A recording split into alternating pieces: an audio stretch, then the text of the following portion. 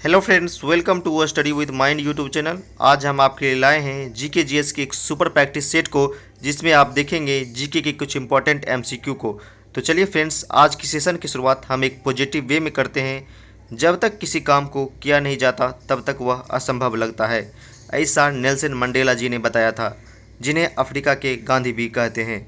Friends, कोई भी काम असंभव नहीं होता, बस हमें ज़रूरत है उस काम को डेली बेसिस पे करने की। तो चलिए इसी विचार के साथ चलते हैं आज के पहले प्रश्न पे। आज का हमारा पहला प्रश्न है, निम्नलिखित में कौन ब्रिटिश शासन के दौरान भारत में रैयतवाड़ी बंदोबस्त के प्रारंभ किए जाने से संबंध थे।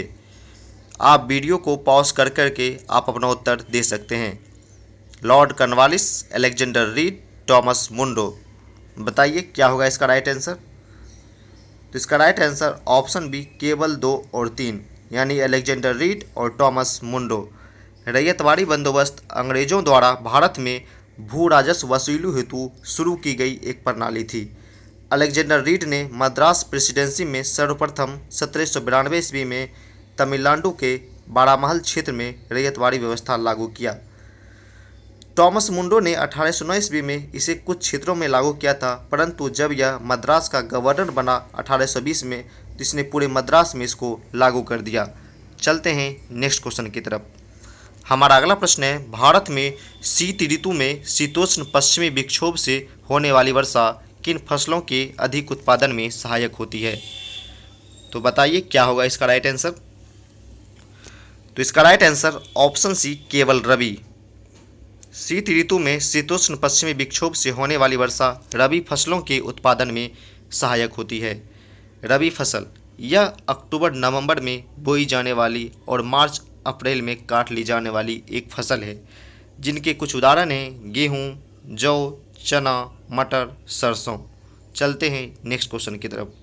हमारा अगला प्रश्न है, पारिस्थितिकी तंत्र में निम्नलिखित में से कौन सा जैव भार खाद्य पिरामिड उल्टा हो जाता है। तो बताइए क्या होगा इसका राइट आंसर। तो इसका राइट आंसर ऑप्शन डी समुद्र। समुद्र में जैव भार के खाद्य पिरामिड प्रायः उल्टा होते हैं, क्योंकि मछलियों की जैव मात्रा पादप लवकों की जैव मात्रा से बहुत अधिक होती है। चलते हैं नेक्स्ट क्वेश्चन की तरफ।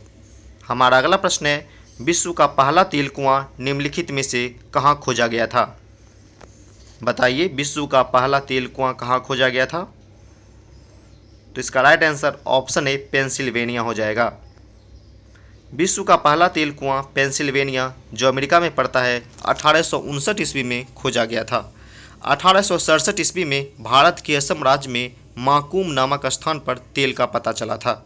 भारत में तेल असम, गुजरात, मुंबई हाई और गोदावरी तथा कृष्णा नदियों के बेसिन में पाया जाता है। चलते हैं नेक्स्ट क्वेश्चन की तरफ। निम्नलिखित जीवों पर विचार करना है। आपको बताना है कौन सा जीव इनमें बहुकोशिकीय जीव है। तो बताइए क्या होगा इसका राइट आंसर। तो इसका राइट आंसर ऑप्शन बी केवल 2, यानी कवक। कवक बहुकोशिकीय जीव है। ऐसे जीव जिनमें अनेक कोशिकाएं समाहित होकर विभिन्न कार्यों को संपन्न करने हेतु विभिन्न अंगों का निर्माण करती है, उन्हें बहुकोशिकीय जीव कहते हैं। जैसे कवक, पादप तथा जंतु, ये सभी बहुकोशिकीय जीव के उदाहरण हैं। चलते हैं नेक्स्ट क्वेश्चन की तरफ।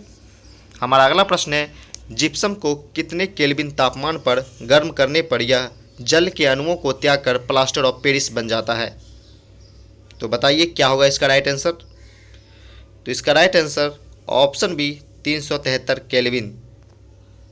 जिप्सम को 373 केल्विन पर गर्म करने पर यह जल के अणुओं को त्याग कर प्लास्टर ऑफ पेरिस बन जाता है। प्लास्टर ऑफ पेरिस का रासायनिक सूत्र CaSO4 × ½ होता है। इसका उपयोग डॉक्टर टूटी हुई हड्डियों को सही करने जोड़ने में करते हैं। चलते हैं नेक्स्ट क्वेश्चन की तरफ। हमारा अगला प्रश्न है, हाल ही में अमेरिका के प्रतिष्ठित अंतर्राष्ट्रीय पत्रिका द टाइम ने किसे पर्सन ऑफ द ईयर 2019 चुना है। तो बताइए क्या होगा इसका राइट आंसर। तो इसका right answer option B Greta Thunberg. America के प्रतिष्ठित अंतर्राष्ट्रीय पत्रिका द टाइम द्वारा स्वीडन की 16 वर्षीय जलवायु परिवर्तन कार्यकर्ता ग्रेटा थनबर्ग को वर्ष 2019 का time person of the year चुना है। चलते हैं नेक्स्ट क्वेश्चन की तरफ। हमारा अगला प्रश्न है, अमृता देवी स्मृति पुरस्कार किसके लिए दिया जाता है? बताइए क्या होगा इसका राइट आंसर। तो इसका राइट आंसर ऑप्शन बी, वन एवं वन जीवों की सुरक्षा के लिए। अमृता देवी बिश्नोई पुरस्कार वन एवं वन जीवों के संरक्षण में अभूतपूर्व योगदान के लिए राजस्थान के वन विभाग द्वारा प्रदान किया जाता है। चलते हैं नेक्स्ट क्वेश्चन की तरफ। हमारा अगला प्रश्न है, मूंगा रेशम की एक किस्म है जो पूरे विश्व में केवल भारत में होती है। आपको बताना है ये भारत में कहाँ होती है। असम में, कर्नाटका में, तमिलनाडु में, गुजरात में। तो बताइए इसका राइट आंसर क्या होगा। तो इसका right answer option A, Assam में। मूंगा रेशम असम राज्य में सर्वाधिक पैदा किया जाता है। असम देश के कुल मूंगा उत्पादन का 91.07% हिस्सा पैदा करता है। ईरी रेशम जो एक रेशम की किस्म है, इसका अग्रणी उत्पादक राज्य असम है। कर्नाटक भारत का सबसे बड़ा रेशमी वस्त्र उत्पादक राज्य है। चलते हैं नेक्स्ट क्वेश्चन की तरफ। हमारा अगला और आखिरी प्रश्न है, नई नेविगेशन प्रणाली युक्त विमान डॉर्नियर 228 किस सेना में शामिल हुआ? बताइए डॉर्नियर 228 किस सेना में शामिल किया गया है इसको। तो इसका राइट आंसर ऑप्शन ए, वायुसेना हो जाएगा। नई नेविगेशन प्रणाली संयुक्त विमान डॉर्नियर 228 वायुसेना में शामिल किया गया है। वायुसेना प्रमुख air chief marshal RKS Bhadauria ने इस विमान को दिल्ली के पालम वायुसेना के 41वें स्क्वाड्रन आर्ट्स में इनको शामिल किया है। इस विमान का निर्माण हिंदुस्तान एरोनॉटिक्स लिमिटेड द्वारा किया गया है। तो ये थे आज के कुछ जीके के इम्पॉर्टेंट MCQ। मुझे उम्मीद है आपको काफ़ी पसंद आई होगी। अगर पसंद आई होगी तो वीडियो को ज़रूर लाइक करें और अपने फ्रेंड्स के साथ शेयर भी करें। मिलते हैं नेक्स्ट वीडियो में, तब तक के लिए बाय, टेक केयर।